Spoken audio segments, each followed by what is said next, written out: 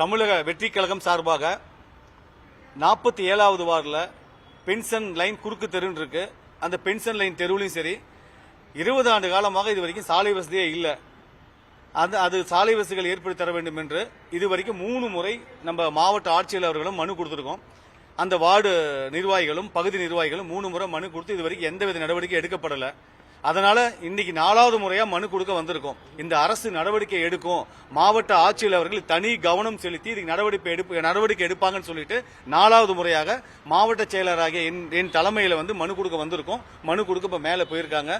அந்த முடிஞ்ச வரைக்கும் நீங்க போய் நேர்ல போய் பாருங்க, அந்த சாலைகள் எப்படி இருக்குன்னு பாருங்க. நான் நேர்ல போய் பார்த்து அங்க இருக்கிற பொதுமக்களிடம் என்னென்ன குறைகள் இருக்குன்னு கேட்கும்போது உண்மையிலே ரொம்ப சங்கடமா இருக்கு.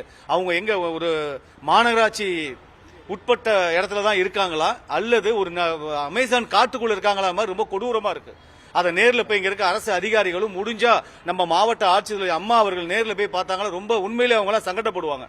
அந்த மாதிரி இடர்பாடு நடுவில் அவங்க வாழ்க்கையை நடத்திட்டு இருக்காங்க. மழை பெஞ்சுன்னா பள்ளி குழந்தைகள் அந்த வழியா போகிறதுக்கு வாய்ப்பே இல்லை, போகவும் முடியல. அங்க கருவாட்டு மண்டி கிட்டத்தட்ட எனக்கு தெரிஞ்சு நான் சின்ன வயசுல இருந்து நல்ல ஒரு 20 கடை அங்க இயங்கி கொண்டு இருந்தது. அங்க இருக்க இங்க சேலம் மாவட்டத்துக்கும் அத்தனை மக்களும் அங்கதான் போய் கருவாடு வாங்குவாங்க. இன்னைக்கு அந்த கருவாட்டு மண்டி நாளா குறுகி போய் கிடக்குது. அங்க போறதுக்கு வசதிகளும் கிடையாது. அந்த கருவாட்டு மண்டிகள் மற்றும் அந்த சாலைகளில் வியாபாரம் செய்து கொண்ட வியாபாரிகள் இந்த கூலி தொழிலாளியா மாறி இருக்காங்க. அதற்கு காரணமே இந்த மாவட்ட நிர்வாகமும் மாநகராட்சி நிர்வாகமும் தான் காரணம். ஏன்னா மெயின் ரோட்ல மக்கள் போனா வந்தா தானே அந்த கடை இயங்கும், அதுல வருமானம் வரும், கடையை வச்சு நடத்த முடியும். அப்ப எத்தனை கணக்கான பேர் இந்த கடையில பாதிச்சிருக்காங்க. ஒரு கடையை வச்ச முதலாளியா இருந்தவன் இன்னைக்கு தொழிலாளியா ஆயிருக்கானா அது காரணமே இந்த நிர்வாக சீர்கேடுதான் சொல்றோம். இன்னொன்னுங்க, பிறந்த குழந்தை முதல் ஒரு குழந்தை பிறகுதுன்னா அந்த குழந்தை ஒரு அந்த மாசமா இருக்க பெண் என் தங்கச்சியை கூட்டிட்டு போனாக்க அந்த ரோடு வழியா தான் கூட்டிட்டு போகணும். இறந்துருவாங்க போல அந்த மாதிரி கேடு கட்ட நிலைமையில இருக்கு. நான் மாவட்ட குறை தீர்க்கும் முகாம்ல எல்லாம் தான் இங்க இருக்கிறாங்க. கார்பரேஷன் பிரச்சனைக்கு தானே கொடுக்கறோம். எடுக்கல 3 தடவை கொடுத்திருக்கோம். இது இல்லாம உங்களுடன் ஸ்டாலின் அந்த முகாமிலும் போய் மனு கொடுத்திருக்கோம். அவங்களும் இது வரைக்கும் நடவடிக்கை எடுக்கல. எல்லாம் இது வரைக்கும் சேலம் மத்திய மாவட்டம் சார்பாக 120 மனு இன்னையோட சேர்த்து 126 மனு கொடுத்திருக்கோம். இதுல 12 மனுக்கு தான் நடவடிக்கை எடுத்திருக்காங்க. நாங்க எத்தனை மனு கொடுக்கிறோம், என்னென்ன மனுக்கு என்ன நடவடிக்கை எடுத்திருக்காங்க அத்தனையுமே டேட்டா வாரியா எழுதி வச்சிருக்கோம். கண்டிப்பா இது எங்களுடைய கழக தலைவர் இங்க வருவாரு, அப்ப கேள்வி எழுப்பாரு, இந்த நிர்வாகத்துக்கு பதில் சொல்லணும். மாநகராட்சி நிர்வாகம் ரொம்ப சீர்கெட்டு போய் கிடக்குது. அந்த பக்கம் யாருமே போகல, டிச்சி வசதி கிடையாது. பள்ளி குழந்தைகள் எப்படி அந்த வழியா போகும்? வேல்முருகன் தியேட்டர் பக்கத்தில் சுடுகாடு இருக்கு. இறந்து போனவன் கூட நிம்மதியா அந்த ஆட்சியில் இருக்க முடியல. உண்மை போய் பாருங்க. செய்தியாளர்கள் நீங்க வெறும் மற்ற நிகழ்ச்சிகள் எடுத்து போறதோட அந்த நிகழ்ச்சி நீங்க குறைகளை எடுத்து போடுங்க. அப்பதான் ஆட்சியாளர்களுக்கு தெரியும். 3 மனு கொடுத்திருக்கோம், எந்த பதிலும் எங்களுக்கு வரல. சொன்னாதான் எங்களுக்கு தெரியும் ஃபண்ட் இருக்கா இல்லையா, அந்த ஹவுசிங் போர்டு நடந்துட்டு இருக்கு, என்ன பிரச்சனை எப்படி எங்களுக்கு தெரிய வரும். 4வது மனு கொடுக்கிறோம். தயவு செய்து நடவடிக்கை எடுங்க. பள்ளி குழந்தைகள் முதல் ஆம்புலன்ஸ்ல போற நோயாளிகள் வரை, வாகனத்தில் செல்லும் பொதுமக்கள் வரை அத்தனை பேர் அங்க பாதிப்படைஞ்சிருக்காங்க. தயவு செய்து இதுக்கு நடவடிக்கை எடுக்கணும். உடனடியாக சாலை வசதிகள் ஏற்படுத்தி தரணும். 7 நாட்கள் பொறுத்திருந்து பார்ப்போம். அப்படி இல்லைனாக்க சேலம் மத்திய மாவட்டம் சார்பாக மிக பெரும் மாநகராட்சி முற்றுகை போராட்டம் நடத்தும் இதன் மூலம் தெரிவித்துக் கொள்கிறேன். இப்ப அனுமதி மறுத்திருக்காங்க.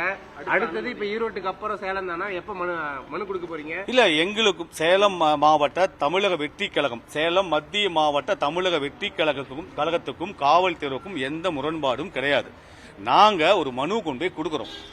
எங்க கழக தலைவர் பிரச்சாரம் பண்றதுக்காக மக்கள் சந்திப்பு கூட்டம் நடத்துவதற்காக சேலத்துக்கு வராங்கன்னு ஒரு மனு கொடுக்கிறோம். அவங்க அந்த மனுவை பெற்றுக்கிட்டு 2 பேரும் என்னென்ன பண்ணலாங்கிறப்ப பேசும்போதுதான் அவங்களுக்கே தெரிய வருது. கார்த்திகை தீபம் 4ஆம் தேதி, பாபர் மசூதி இடிப்பு 6ஆம் தேதி வருதுன்னு தெரிஞ்ச உடனே அவங்க எங்களுக்கு என்ன சொல்றாங்க, இந்த மாதிரி நிகழ்வுகள் இருக்கு, சேலத்தில் இருந்து அத்தனை காவல் பணியாளர்கள் எல்லாருமே இதை நோக்கி செல்ல வேண்டியிருப்பதால் நீங்கள் பாதுகாப்பு வழங்குவதற்கு எங்களுக்கு வசதி இல்லை அப்படிதான் சொன்னாங்க. அதனால நீங்க வேற தேதியை மாத்தி கொடுங்கன்னு சொன்னாங்க.